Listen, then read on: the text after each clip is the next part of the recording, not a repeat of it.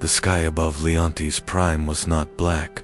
It was bruised, a deep, swollen violet that pulsed faintly with the aftermath of orbital bombardment, as if the void itself was still wincing from the pain. Beneath that broken sky, the streets stank of promethium, ash, and fear. Dust clung to skin like guilt.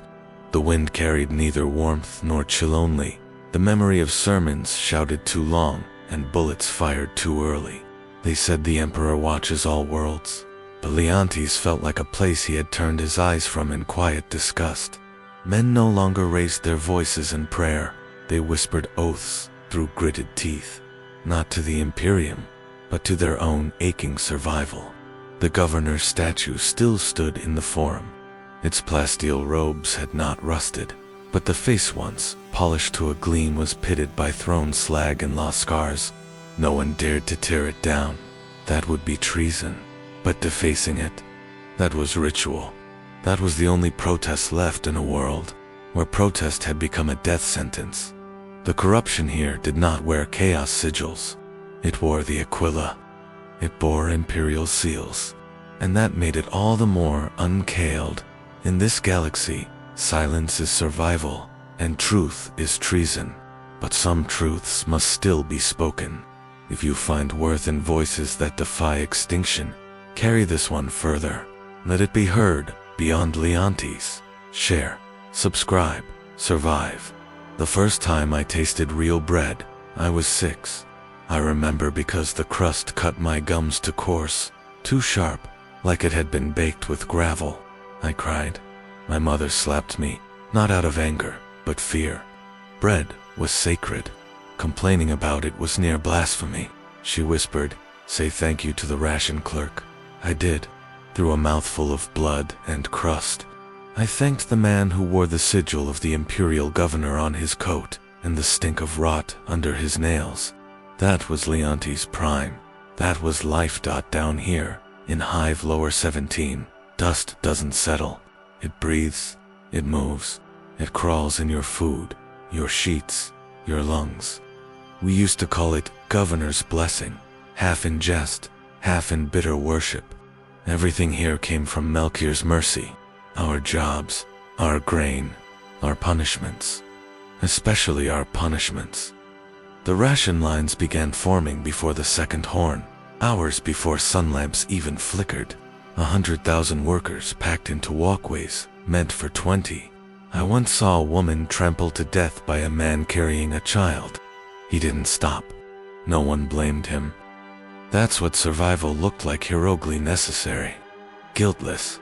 The bread carts came escorted by armed enforcers in dust-hooded armor. Their weapons weren't drawn, but their fingers never strayed far from triggers. They stood there while scribes called names from the Vox grill, one by one.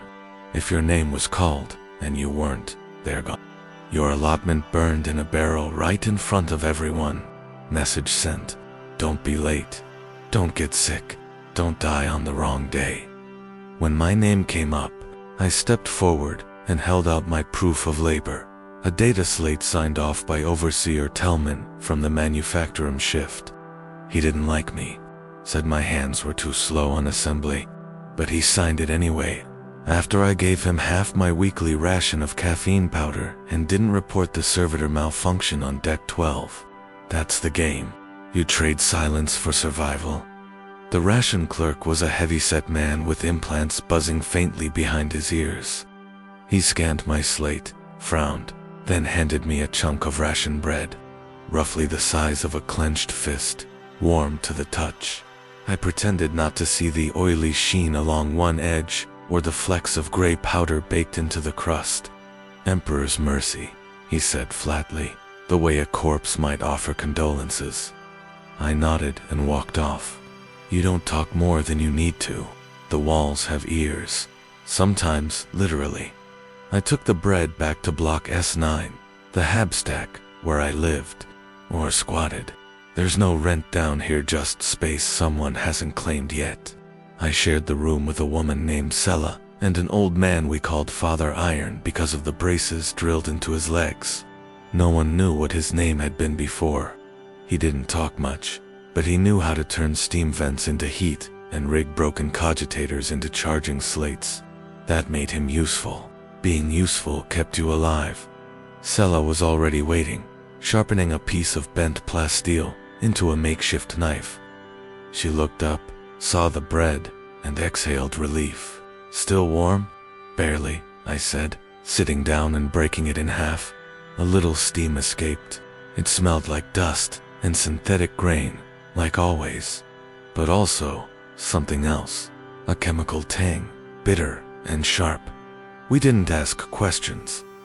We dipped it in heated water and chewed slowly. You never eat fast on Leon.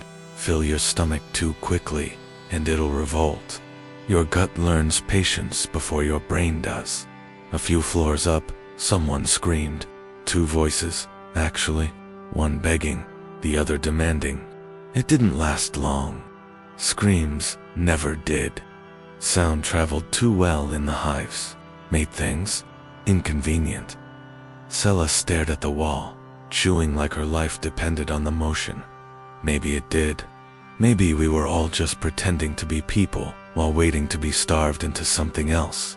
She broke the silence. Did you hear? Block M got a double ration drop. I blinked. How? Governor's birthday, she said, her voice flat. Their overseer bribed the clerk, said they sang hymns in his honor. I laughed, not out of humor, out of instinct. They sang for bread. They sang for their lives. I looked down at the crust I hadn't finished.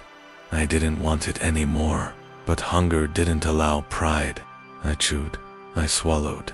I tried not to taste. That night, the enforcers raided Sector K.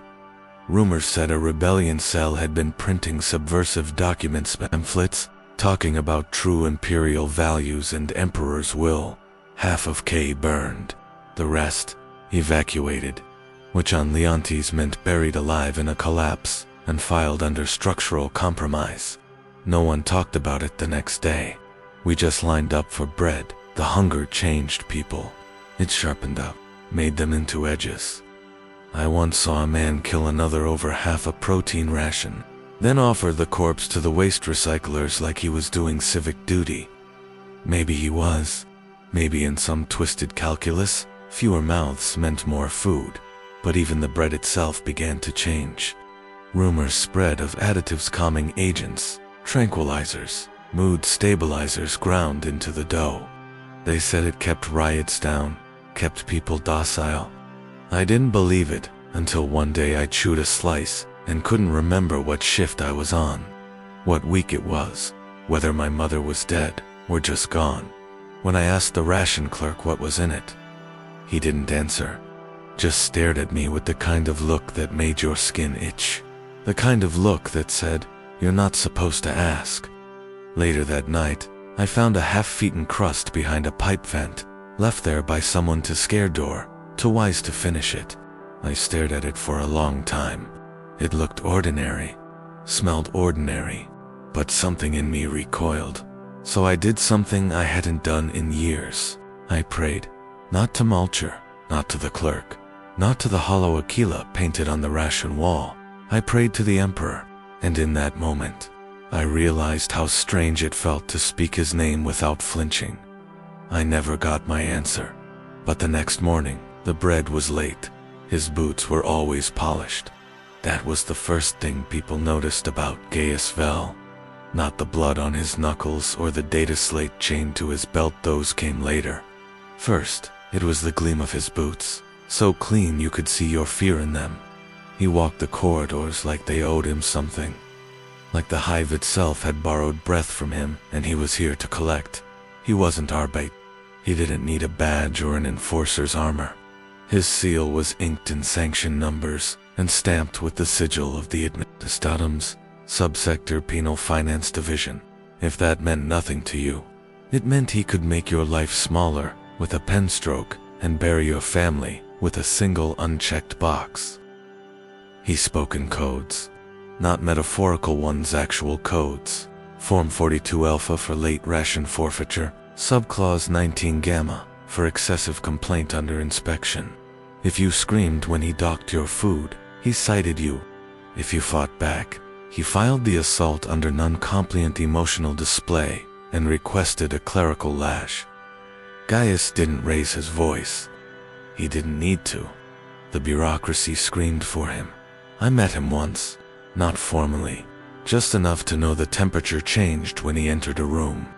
He was making rounds in Habla Epsilon, checking records, weighing bodies, marking names.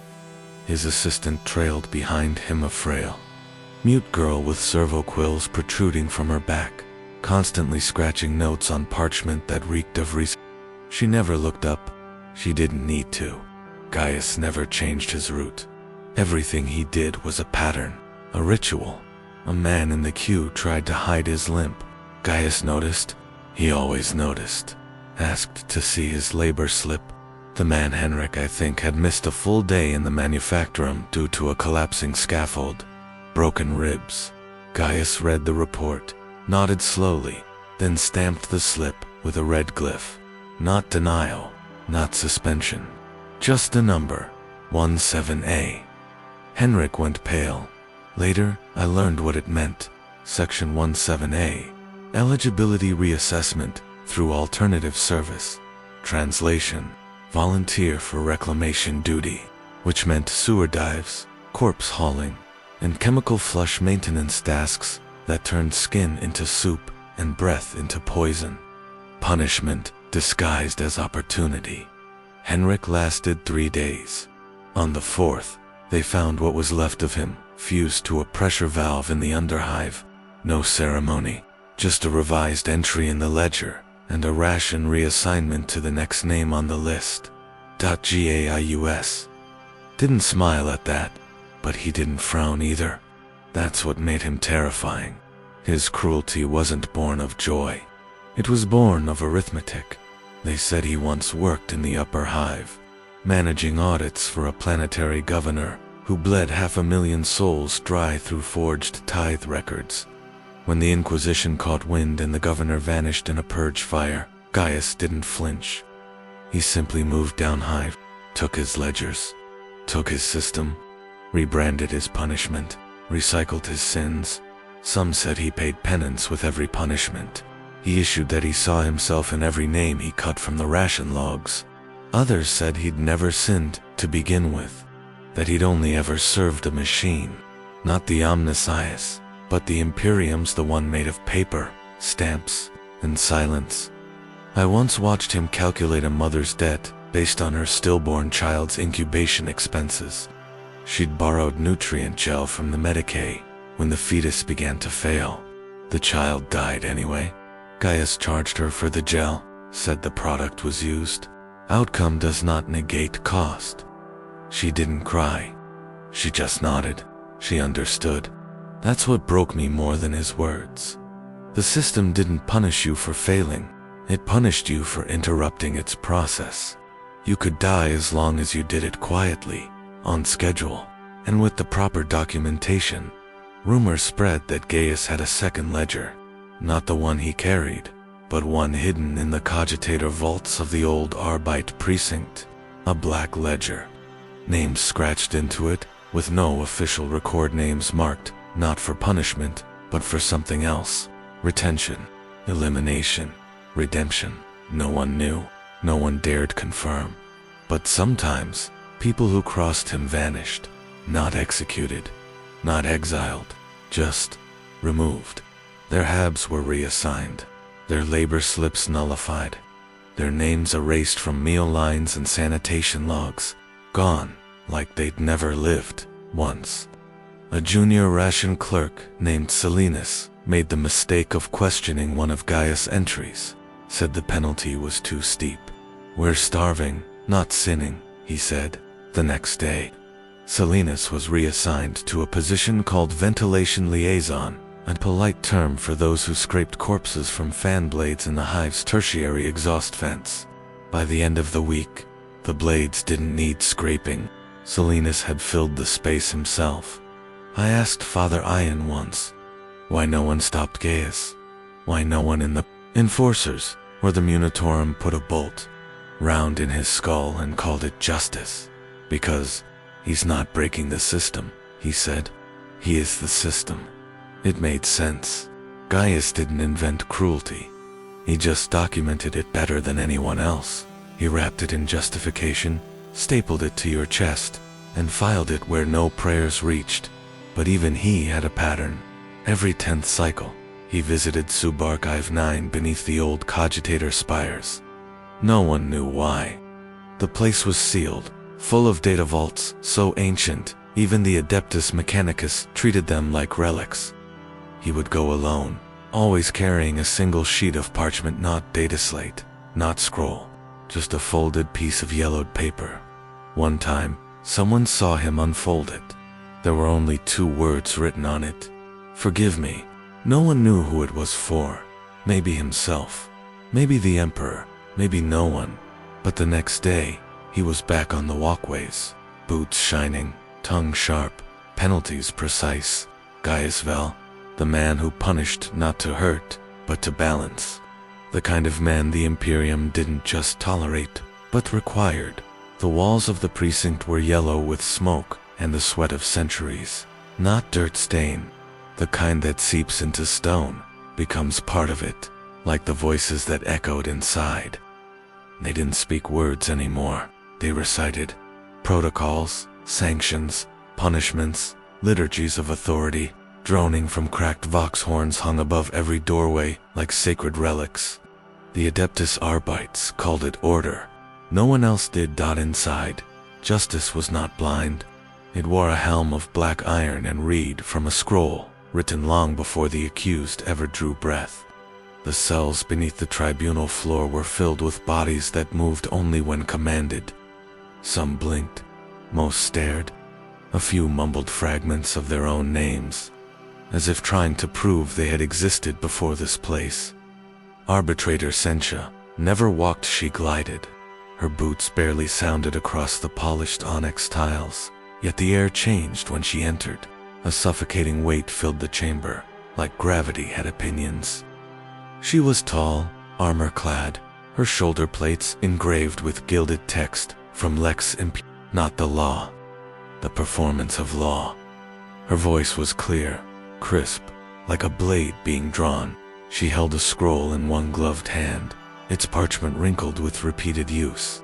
Every confession read that day came from that scroll, not the accused, not the cogitator logs. The scroll. The first time I saw her try a case, it was for a boy no older than 15.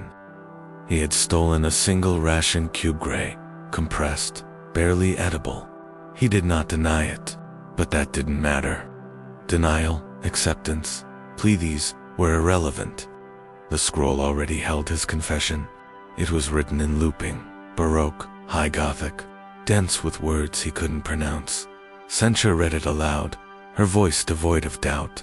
I, Calvin, Ors of Hive, Block, Thataphor, do confess to the crime of unsanctioned sustenance acquisition, in violation of Article 12, Subclause C, Section 8 of the Hive Nutrient Regulation Accord. The boy shook his head, trembling. I didn't say that. No one listened. No one corrected the record. He was sentenced to 8 cycles of corrective labor in the outer hives. In theory, corrective labor meant tasks designed to realign the soul with imperial will. In practice, it meant dying slowly in a mine no one mapped anymore. The sentence wasn't cruel. It was normal. Sentia's chamber was adorned with relics of verdicts long past, broken manacles, burned scrolls, and the black seal of the Tribunal of Terra engraved above her dais. Her personal servo skull hovered constantly at her side, recording each session, feeding transcripts directly into the precinct's archives. Though everyone knew those archives hadn't been accessed in decades, they were too full. No more room. Justice, it seemed, had a storage problem. The trial scripts were pre-rehearsed and printed en masse in the precinct scriptorium, where servo-scribes inked confessions by the hundreds. No handwriting, no individual signatures, just block-stamped ident seals burned into parchment. I once saw a scribe finish a scroll before the accused had even been brought in. In the waiting cells, the accused were chained to their chairs, not for security, for symbolism. The chairs were bolted to the floor beneath inscriptions of the Emperor's many titles: Defender of Humanity, Master of the Imperium, Judge Eternal. These names weren't meant to comfort. They were meant to remind you weren't being judged by people. You were being judged by history. And history didn't listen. Sometimes Sencha brought in a crowd. Dozens of workers or lower hive pilgrims ordered to attend a public session. These weren't for verdicts. These were, for example, a heretic burned not in secret, but in spectacle, a thief flogged to the cadence of a vox om. I watched one man sentenced to tongue removal for cursing an Arbeits patrol, not because the curse was dangerous, but because it disrupted the illusion of control. He was made to kneel. Sencha did not blink. Speech, she said, is privilege, not right. His tongue hit the tribunal floor with a sound I still can't forget. It wasn't the wet thud. It was the silence after thick, satisfied, complete. Even the Arbeits beneath her command rarely spoke.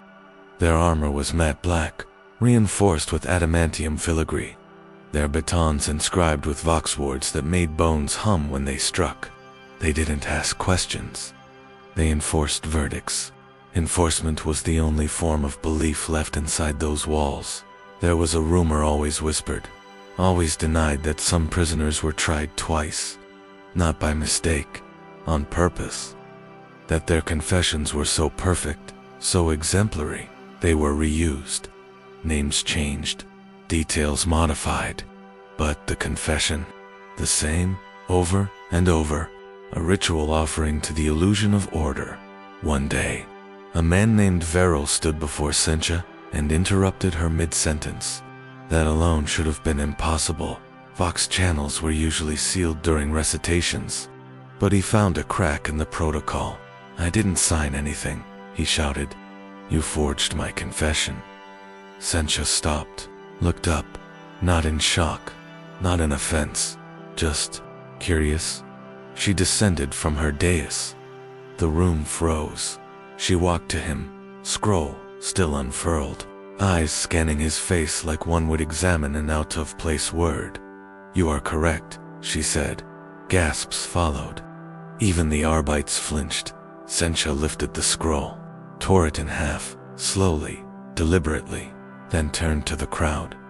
"This man has disrupted our proceedings," she said. "This chamber's purpose is truth, not debate."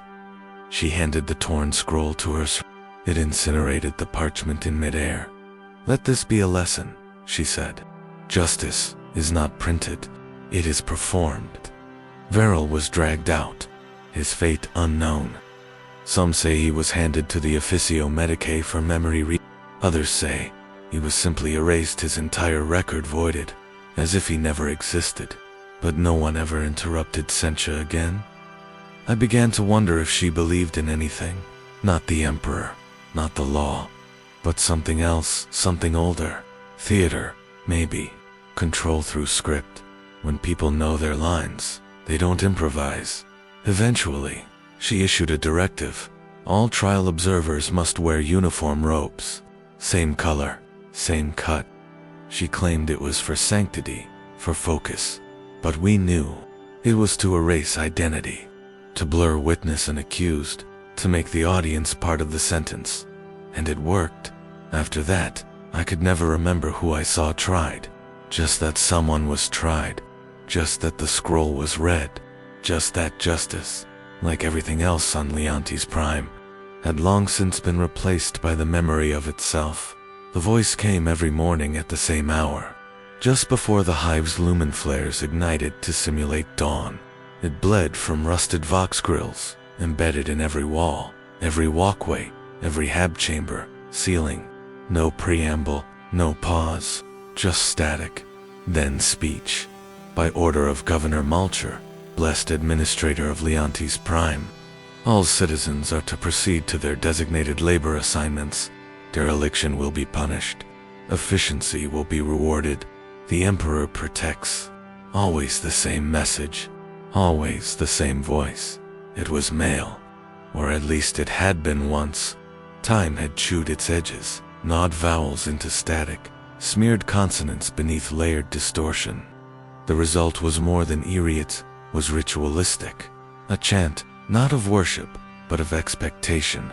The sound of a system performing obedience for itself. No one had seen Governor Mulcher in decades. Not in flesh, not in Hala. His last verified public appearance was during the Feast of Compliance, 73 cycles ago, where he waved from a balcony for 13 seconds before retreating behind armor glass, so thick it blurred even the color of his robes. After that, he vanished. At first, it was explained away as security protocol. Too many assassination attempts, too much unrest. Later, the excuses stopped. Only the voice remained. We called it the voice box. Not the governor, the vox grills, as if the machinery itself had become the throne. The message changed, sometimes, slightly, a new subclause, an announcement of a planetary tithe adjustment, a blessing upon Sector H for exceeding cogitator assembly quotas. But the voice never aged, never paused. It never reacted, even when riots broke out, even when Arbeits fired on unarmed workers, even when an entire power grid failed and hundreds suffocated in the dark. The message resumed once power was restored, unchanged. It was as if the hive were listening only to itself. Speculation, of course, filled the silence Mulcher left behind. Some said he had been assassinated decades ago and replaced with a pre-recorded broadcast. Others insisted he still ruled, but had transcended physical form, become part of the cogitator network, a ghost in the vox, omnipresent and unkillable. There were even those who believed the voice itself was divine, no longer Mulcher, but a sainted machine fragment. Speaking with the Emperor's encoded will, the Ecclesiarchy didn't object to that theory. It kept the masses obedient, kept the prayers brief, kept the attention off the shrines that had long since been converted into storage silos. I remember the first time the voice box glitched. It happened during a heat cycle blackout in subsector V. The power grid failed, but the Vox array sputtered back to life unexpectedly. The message began as usual, by order of Governor Mel, but then cut short. Static surged. A strange sound followed. Not language, just breathing. Heavy, wet, inhale, exhale, mechanical, but not fully. Then silence. People froze. Some dropped to their knees, certain it was a test. Others screamed, thinking it an omen. The message resumed moments later as if nothing had happened, but the memory stuck. A week later, a Vox tech named Marin, who worked in the hive's relay spine, was found dead. No wounds, no sabotage, just slumped at his station, eyes burned out from the inside. His cogitator logs were wiped clean. All backups erased. His death was not reported, but his absence was noticed. More began to whisper that Mulcher wasn't gonna butt trapped, that he had sealed himself deep within the substructural bastion beneath Hive Spire 9, jacked into the vox nerve of the city like a parasite feeding on obedience, not ruling, surviving, that the governor needed belief to exist, and the voice was his feeding tube. Of course, these were just stories. Leontes ran on stories the way most hives ran on Prometheum, but I once met someone who claimed to have served the governor directly. Her name was Mira Drell, a former Codade, who now sold scavenged Vox components in the Underhive markets. One night, drunk on mission oil, wine, and regret, she spoke of a chamber windowless, buried beneath 4 strata of quarantine plating, where Malshir's throne sat surrounded by banks of speakers and sensors. No throne room, no command pulpit, just cables, wet from condensation, and a stench like burnt incense over rotting flesh. She said the last time she saw him, he was hooked into a rebreather array, eyes sealed shut by gilded implants, lips stitched open to accommodate a vocal modulator that pulsed with pre-written edicts. She whispered that the man inside the governor had died long ago, What remained was automation, a puppet mouth moved by sacred loop. I asked why she left. She didn't answer, but the next morning, her stall was gone. Her hab was empty, her name removed from ration logs. The voice continued. Some days it delivered oddities. Sector Delta, prepare for ascent protocol. No one knew what that meant, or all praise to the sequence of multure, a phrase no catechism recognized. It was as if the message itself were decaying, becoming aware of its own loop, parody and governance. Once, on a dare, a youth in Sector Theta shouted back at the Vox during its morning recitation, called the governor a rotting scrap of corpse meat. The next day, the Vox in his sector skipped its message. Dead air. No orders. No blessings. Nothing. The effect was instant. No one reported to work. No enforcer dared issue instructions. An entire sector paralyzed not by resistance, but by absence. The next cycle, the voice returned, and with it, 10 disappearances, including the youth. The lesson was clear. The voice could be ignored, but silence was treason. We never knew what powered the transmission. The backup arrays had been buried beneath collapsed levels. The cogitator stacks hadn't been serviced in generations. And yet the voice never faltered, like it ran on myth instead of power. In time, children stopped asking who Melcher was. They asked what he was. Was he machine, ghost, angel, monster? The answer didn't matter. The voice continued, and that was the law. The doors were still open. That was the first deception.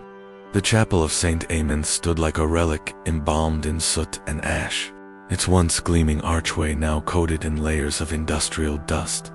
The Aquila above the entry had corroded at the wings, leaving the symbol stunted. Less flight, more collapse. But the doors were open. That alone gave people hope. Inside, incense no longer masked rot. The scent of low-stick ash and metal cleaner clung to every pew, every candle. The old hymns were gone. In their place, chants of compliance, read from bulletins posted weekly by administratum scribes. The stained glass windows depicting the emperor's triumphs were intact, but dimmed. Backlights long since stripped 2 power hab lights, 2 blocks over. One of the panes showed the emperor slaying a serpent with a flaming sword, though the serpent had cracked in the glass and now resembled a kneeling man. At the pulpit stood Frater Delmas, once a thunderous voice of faith, who had drawn hundreds into the chapel on feast days. Now he whispered his sermons like secrets no one wanted to hear. His robes were faded, the gold embroidery dulled to the color of worn bones. Where once he preached wrath, now he read notices. Where once he invoked miracles, now he stamped tags. To enter, you had to surrender your a precaution, he claimed, to ensure you weren't already blessed elsewhere, that the liturgical census remained accurate. But everyone knew the truth. Those tags didn't just record who had prayed, they tracked who hadn't. Blessing is a privilege, he said, day after day, his voice flat, his eyes dull. Loyalty is the only offering the emperor accepts now. The first time I attended, I thought perhaps I'd find something, a flicker, a memory. I had grown up on tales of saints who bled light and martyrs who sang as they burned. But here, the only singing came from a broken servo choir, looping a monotone chant. Obedience is sanctity. Discipline is grace. Delma stepped down from the pulpit after reading the day's compliance verse and moved to the blessing rail. One by one, citizens approached. He pressed a data sigil to their foreheads, chanted the emperor's name, and returned their ident tags, now marked with a rune that pulsed faintly with red light. Those without tags were turned away. Those who questioned were logged. Those who resisted disappeared. Behind the altar, the sacred reliquary had been sealed shut. Once it housed the fingerbone of a saint martyred during the age of apostasy. Now, rumor said, it held surplus munitorum ration chips and surveillance cogitators disguised as relics. The altar servitors no longer tended incense. They scanned faces. I stayed after the sermon once, watched Delmas clean the rail, his hands shaking slightly. "You used to believe," I said. He didn't look at me. "I still do, in the Emperor." He paused. Then, "In order." There was a long silence. "The Emperor is order," he continued, but the way he said it lacked conviction, as if he were trying to convince himself. "Is that enough?" He looked up. His eyes were tired. "It has to be," he told me quietly, that the last time he delivered a sermon about hope, a Vox transcript was forwarded to the precinct fortress. 2 days later, a pair of Arbites arrived. They didn't arrest him. They just listened, took notes, left without speaking. The next morning, the chapel received a new script, printed on gray parchment, sealed by the Office of Imperial Doctrine. Every word had to be read aloud, every service identical, no deviations, no improvisation. "That's when I stopped preaching," he said. "I just read." In time, even the rituals changed. Instead of confessionals, citizens now reported on each other. Whispers of sedition, observations of doubt. A child once confessed that his father spoke ill of the voice from the Vox grill. Delmas rewarded him with a silver Aquila pendant.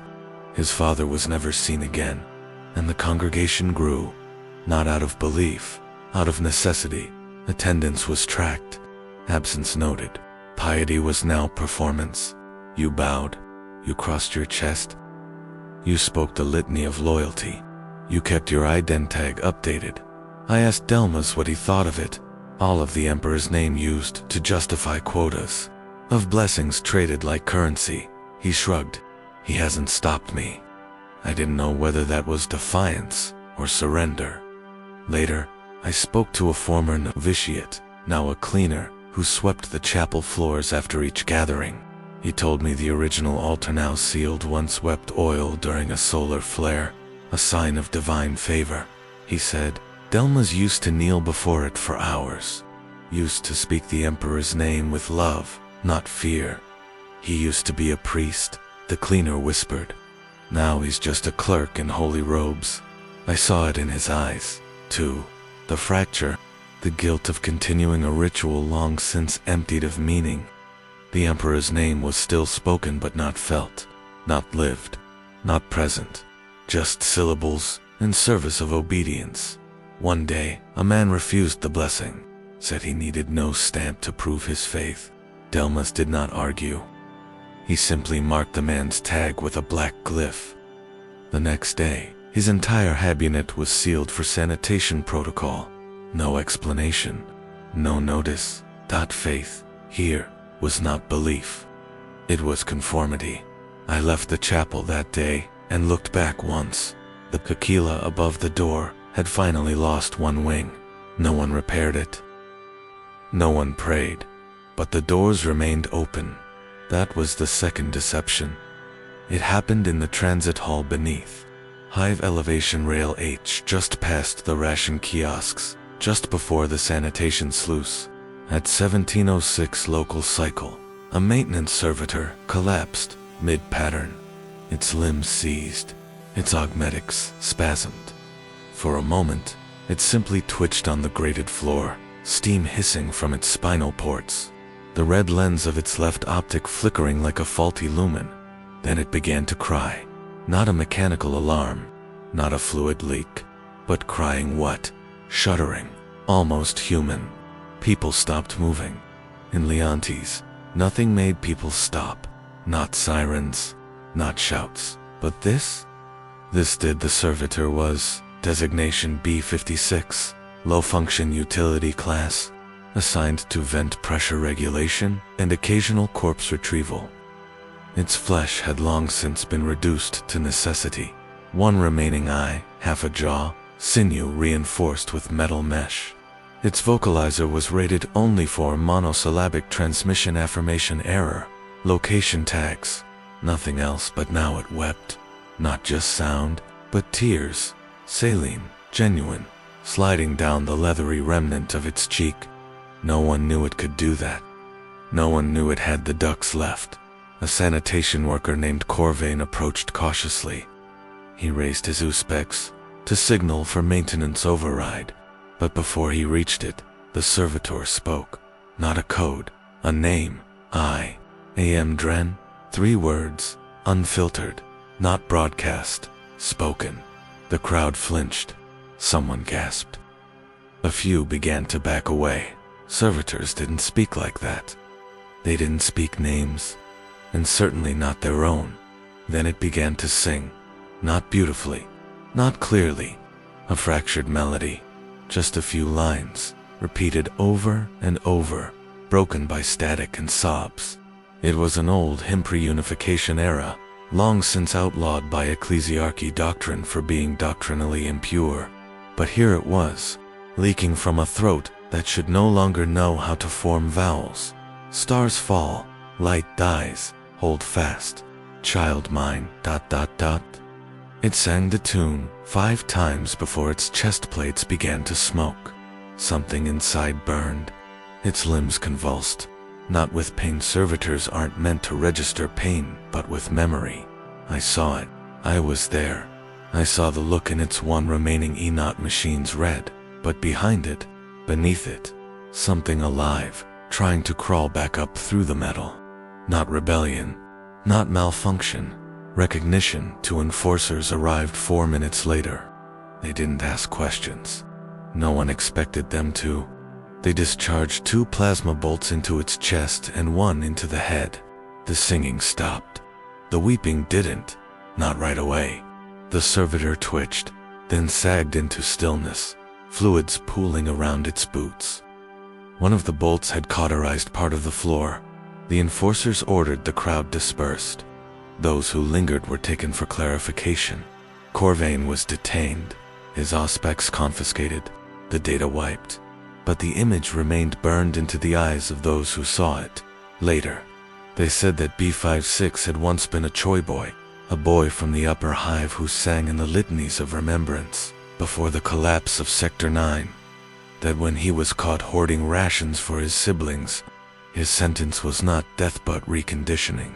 They said his voice had been considered so pure. The Mechanicus made a request: preserve the larynx. Use it for liturgical tones in servitor units. They honored the request. They silenced the soul, until now. In the following days, signs began to appear on transit walls.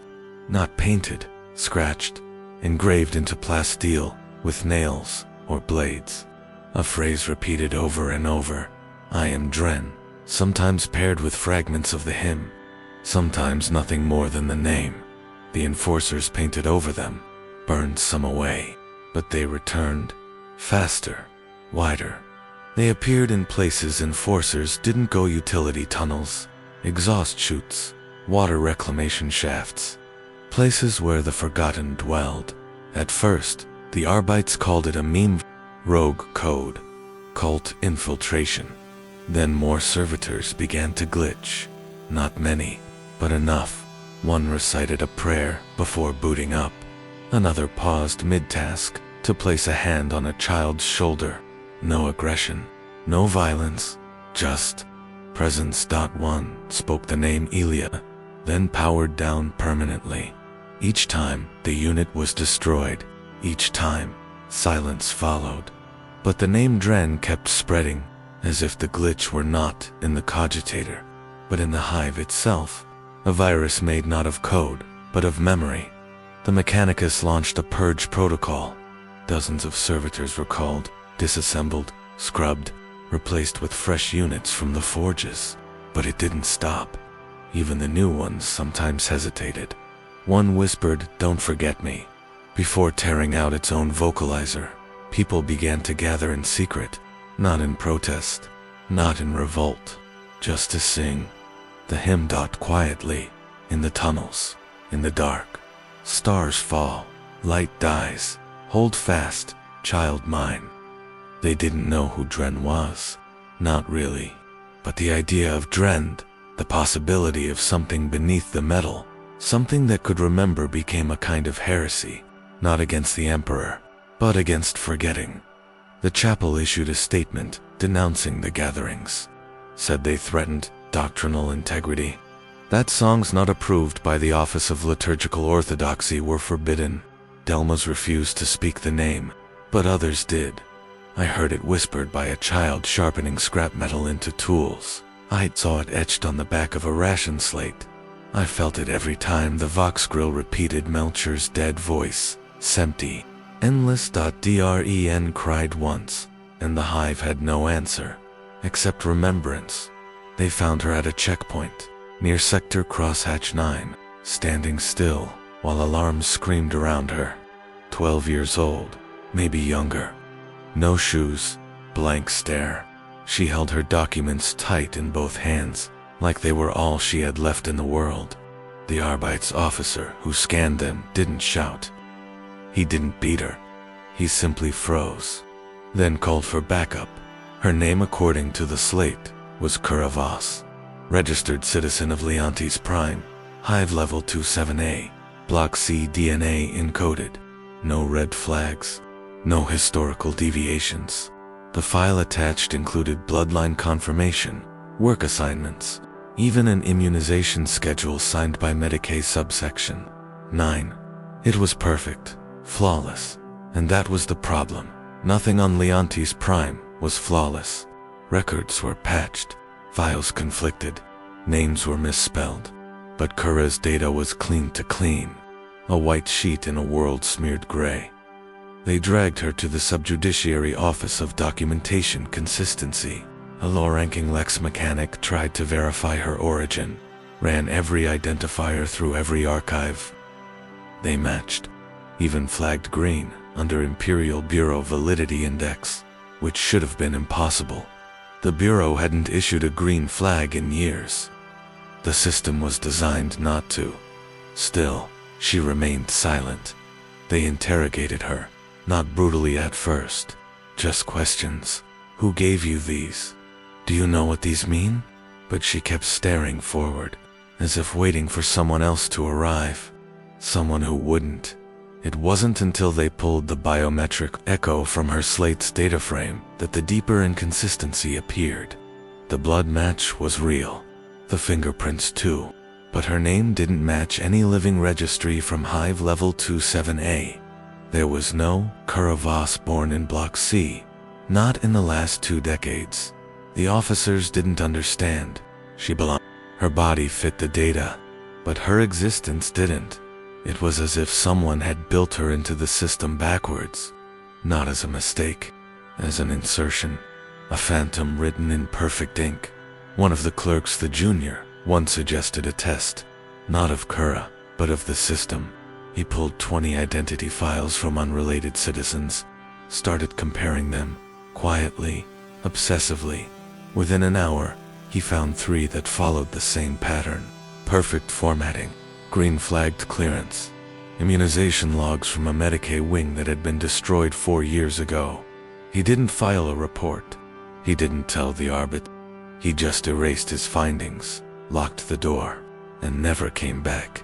Witnesses say he walked into the waste reclamation shaft 2 days later, left no note. Just a final message scratched into the wall near his console. It's already inside. Kura, meanwhile, was moved to a holding cell beneath the chapel of St. Amit, not as a prisoner, but as an unverified entity under administrative review. She still didn't speak, refused food, slept little, just watched. Some thought she was just another forger's pawn, a mule used to test a new template. But forgers don't build identities this deep. They don't embed biometric loops and place them inside defunct Medicaid protocols. They don't have access to that level of system architecture, and they certainly don't choose children, which raised the question no one wanted to ask. Who did this? The answer came indirectly. 3 weeks after her arrest, a high-ranking Adeptus Administratum auditor named Wenzel Thrask was found dead in his personal cogitator vault, poisoned. No sign of entry. No message, except his terminal, still open. A single file on screen. It was Kura's identity record, not a copy. The file locked, signed by him. The implication was clear. She hadn't forged anything. She'd been inserted through proper channels, but the seal was months old. He had signed it before she ever appeared at the checkpoint. The Arbites went silent. The chapel issued a containment edict. Anyone found discussing the child, the file, or the incident would be designated for immediate doctrinal review. But the story slipped out, not in words, in copies. Suddenly, fragments of perfect identity files began showing up in the strangest places, inscribed onto cogitator scrap, etched into walls in the underhive, whispered through broken vox links. Most were gibberish, but one name always returned, Cura Vos. No message, no cause, just the name, the template, the idea, a quiet rebellion made not of bombs or chants, but of paper, administratum. Clerks began finding discrepancies in records that didn't exist. Enforcers reported arrests of citizens whose crimes were never logged. Vox transcripts referenced orders from governors long dead. It was like the system itself had begun rewriting or remembering. Some said it was a virus, a data infection planted by someone high enough to bypass protocol, yet careful enough to hide the insertion within bureaucracy itself. Others believed something older was happening, not technological. The imperial idea itself, the machine of order, hierarchy, identity, was developing echo, a memory of defiance. Woven into the paper, Cura never spoke, but one scribe claimed she once reached through the bars of her cell and handed him a page, not parchment, not slate, just a single printed sheet. He didn't open it until he got home. It was his identity record, rewritten, clean, green, flagged. 3 days later, he left the city, left no trace. Witnesses claimed he passed through 3 checkpoints without pause. The guards looked at his papers, smiled, waved him through now. Across the hive, rumors spread of new citizens appearing with perfect documents. Not many, just a few. Always flawless, always unnoticed, sliding through systems like ghosts in silk robes, not breaking rules, just slipping past them. Each one a whisper. The machine forgets, but paper remembers. No rebellion ever started with as little blood, and none have ever spread so far above Sector 9, past the rust-choked air vents and the broken stairwells, long since condemned. There was a rooftop that didn't exist on any hive schematic. It was a level between levels, built over a collapsed cogitator wing and beneath a failed Hab-block support scaffold. A dead zone, unpatrolled, unmapped, forgotten by design. That's where the garden grew. It wasn't large, 10 meters by 12, perhaps, but every inch was alive. Not with mutation, not with corruption, with green, real stalks, real leaves, real food, crops grown in buckets of broken ceramite filled with filtered runoff water. Their roots threaded through purifiers fashioned from repurposed Auspex tubing and old respirator mesh. Tomatoes the color of blood, beans so dark they looked black under the ash. A single row of stock fruit, grafted from civilian survival kits and coaxed into growth through ultraviolet scrap lamps, powered by a rewired cogitator battery. The man who tended it had no name. He answered only to the designation stenciled on his back, M1087 Delta. A former Munitorum inventory scribe, lost in a bureaucratic reclassification sweep nearly 20 years ago. When the archive he worked in was deemed redundant, the staff were scattered. Some reassigned, most disappeared, but M180s, he slipped out.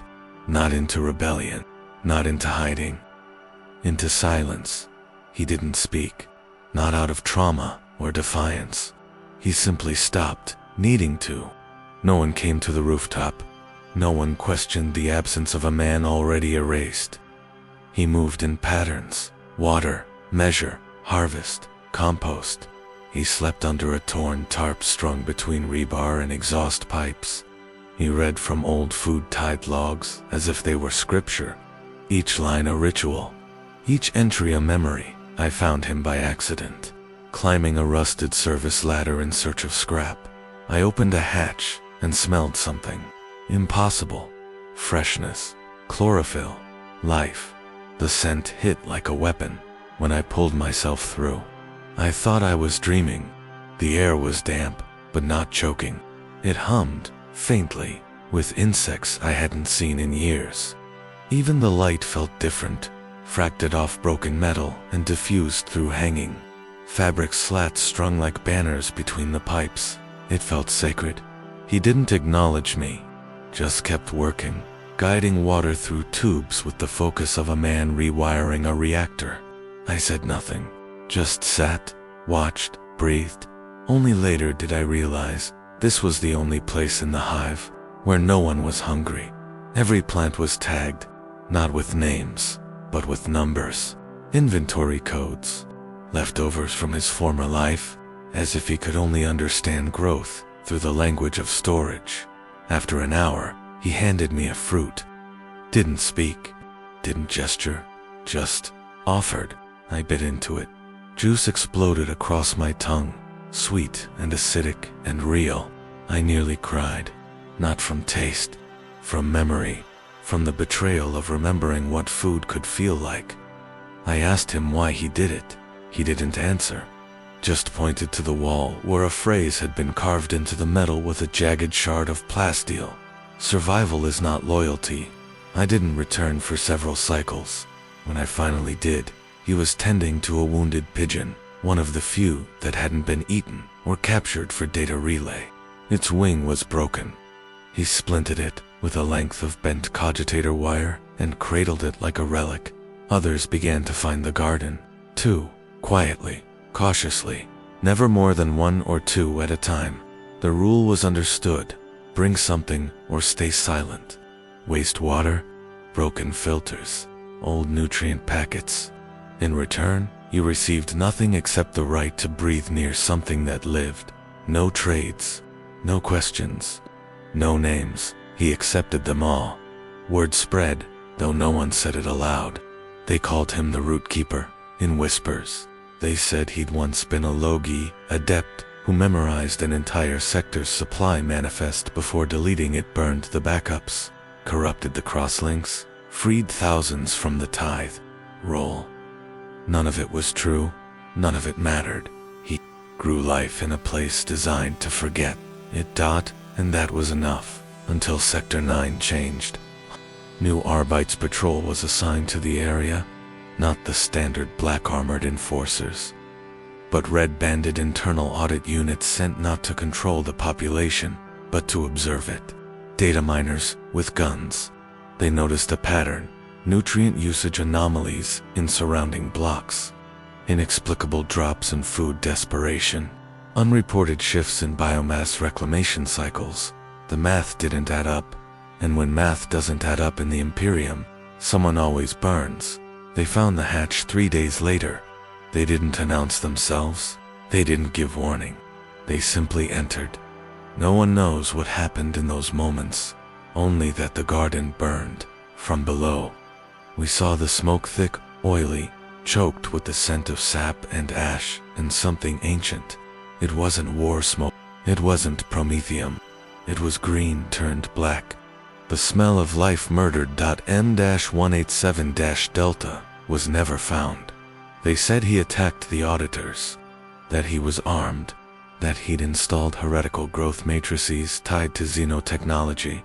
The charge was agri-sedition, a crime so rare most hives didn't have a word for it.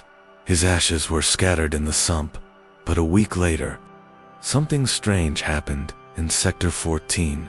A flower bloomed from a sewage grate, a real one, thin, pale, but alive. The next cycle, someone found beans growing from a crack in a corridor pipe.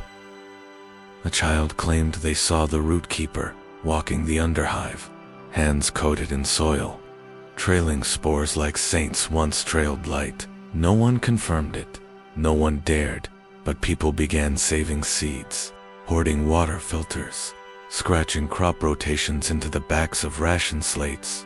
He hadn't led a rebellion, he'd planted one, and now, even buried under steel and smoke, it had begun to grow. No one knew his name. That was the point. They called him standard bearer, but not because he carried a banner. He was the banner. Not stitched cloth, not heraldic symbol, just regulation armor, pristine, regulation tone, regulation voice. A perfect replica of an enforcer from Sector Command, the kind whose boots made crowds part and whose reports were filed without review. He appeared first in the upper slums of Stack Verge 21, where the real enforcers hadn't patrolled in weeks. No one questioned him. His armor was standard, his conduct impeccable. He issued rationate extensions, reauthorized coolant flow, reinstated a lost data worker's ID, all of it stamped, all of it proper. Every action backed by seal codes that matched the Master Vox registry, except no such registry existed anymore. It had been destroyed in a fire 2 decades prior. But no one remembered that. The system didn't correct him, because he was the system, at least in appearance, and on Leonti's prime.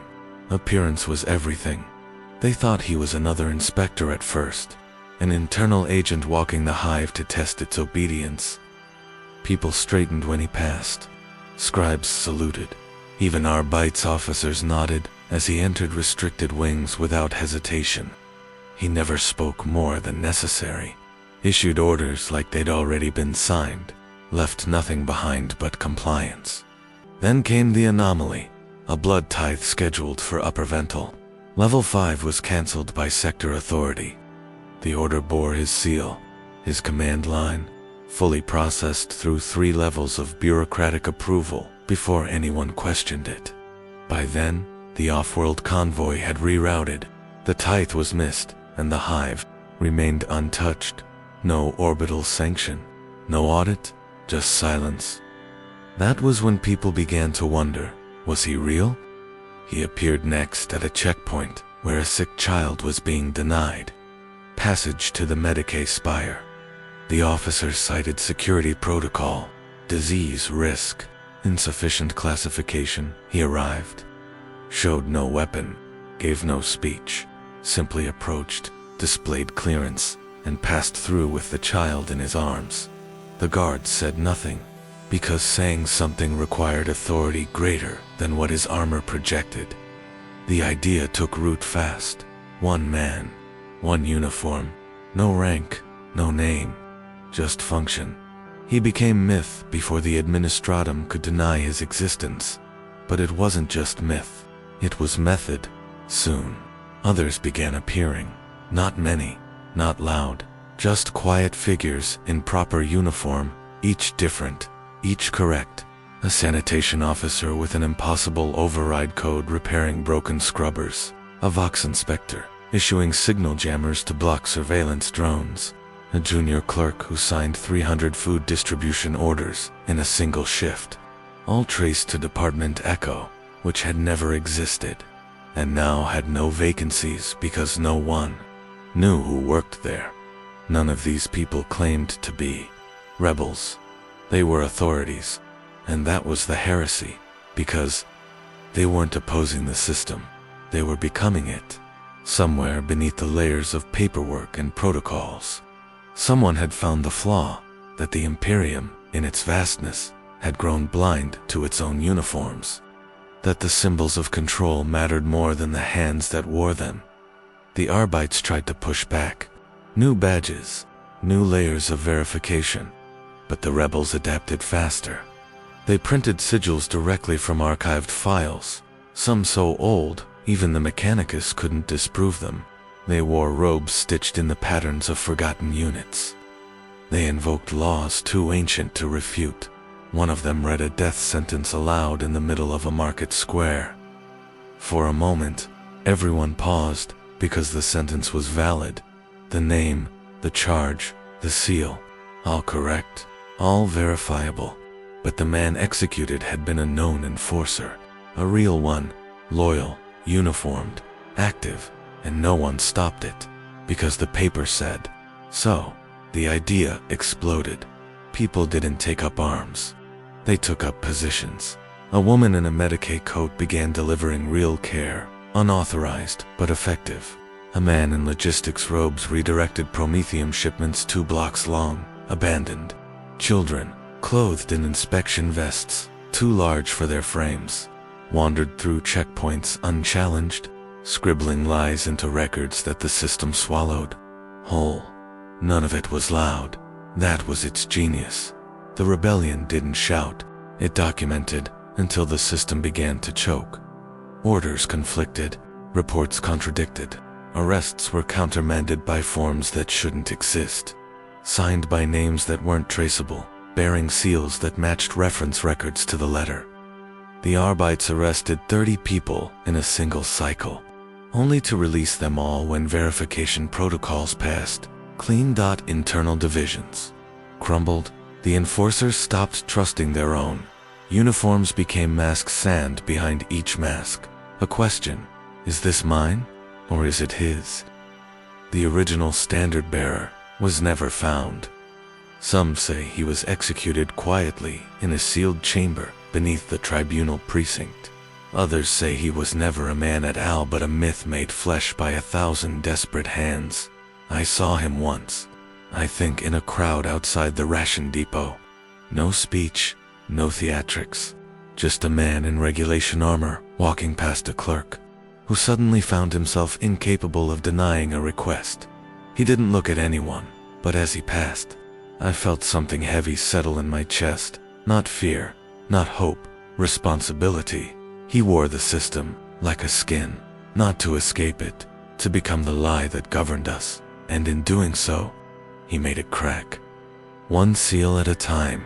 It began with absence.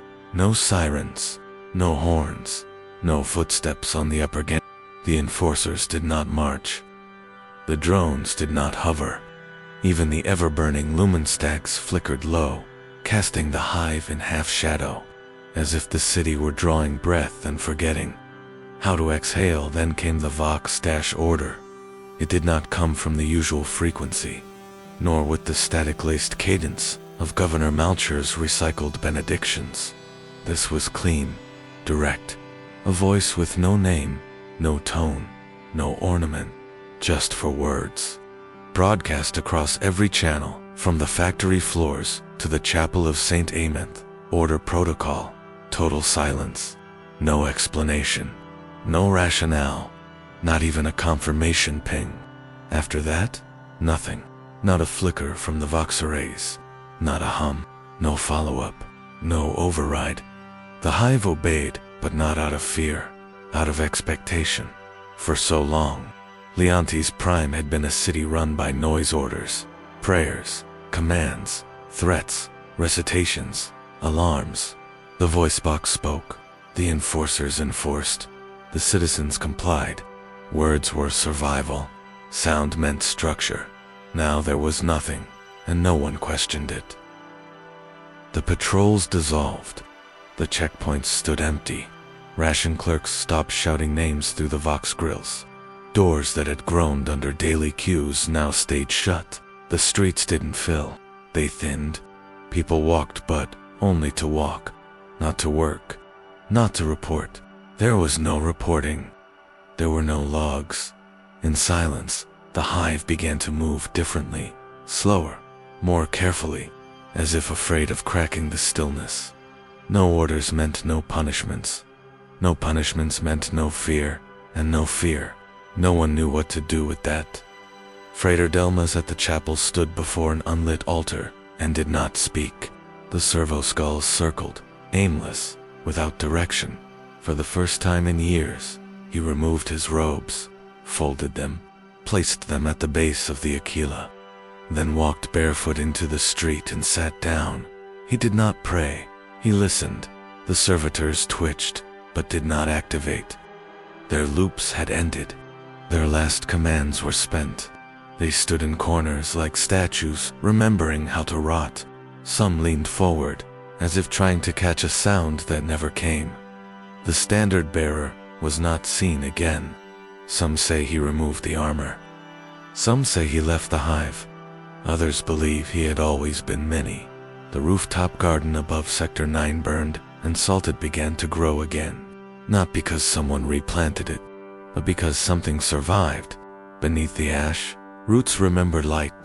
In the underhive, A child found a broken vox late and rewired it to play an old recording. A hymn once outlawed, now sung in a whisper. No one stopped her. She sang it once a day. Then others joined. Then no one led. And yet the song continued. When enforcers finally reappeared in full armor near the core hab vaults, they made no demands. They issued no citations. They stood still, eyes hidden behind black glass, weapons sheathed. After 3 hours, they turned and left, because no one was misbehaving, because there was no longer a rule to violate, because silence had become law. But it was not passive. It was filled with the pressure of unspoken choices. Do you return to work? Do you kneel? Do you salute a flag that no longer flutters? Or do you sit beneath a cold pipe and taste food that no one told you could eat? The first to speak publicly was a child, on the 6th day, in the plaza outside the tribunal fortress, where public executions had once been staged. She stood on a broken ration crate and said, "I don't hear him anymore." That was all. But everyone understood. The voice was gone. Not looped, not hidden, not delayed. Gone. They dismantled one of the vox grills the next morning, found only silence in the wires.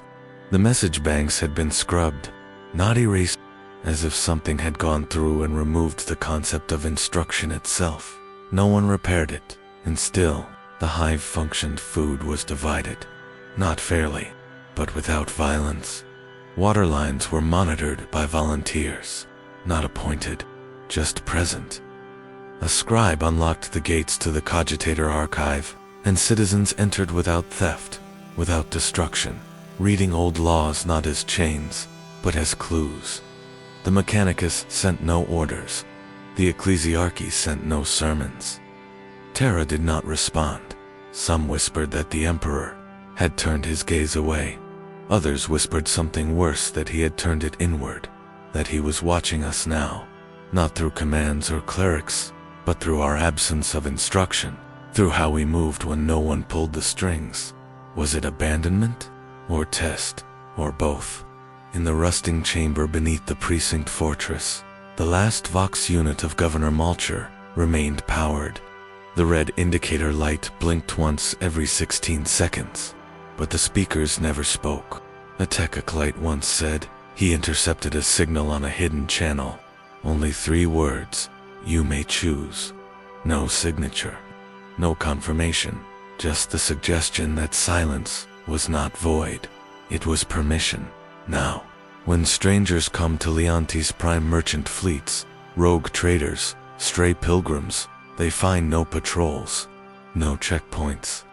The hive still stands, still breathes, still survives, but no one answers questions about who rules, because no one rules, and yet nothing collapses. In the chapel of St. Amenth, the Aquila is still broken, still missing one wing, but no one repairs it, and no one removes it. It stays exactly as it is, flawed, suspended, holy, a reminder that silence, when chosen, can speak louder than any command.